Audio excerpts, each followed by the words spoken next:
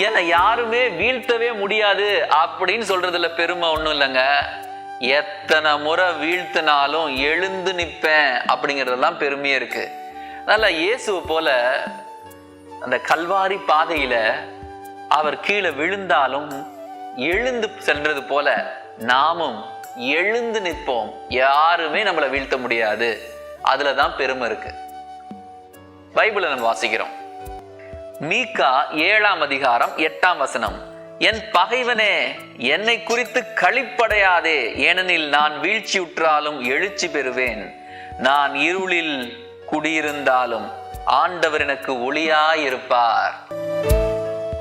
எங்கள் அன்பு ஆண்டவரே, நீர் என்னோடு இருக்கும் பொழுது எதை குறித்து எனக்கு கலக்கம் இல்லை, கவலை இல்லை. ஏன்னா ஒளியாம் இறைவா நீர் ஒருவரே. இருளுங்கிறது எங்களோட வாழ்க்கையில இல்லை. நீர் இருளை அகற்றுகின்ற ஒளி.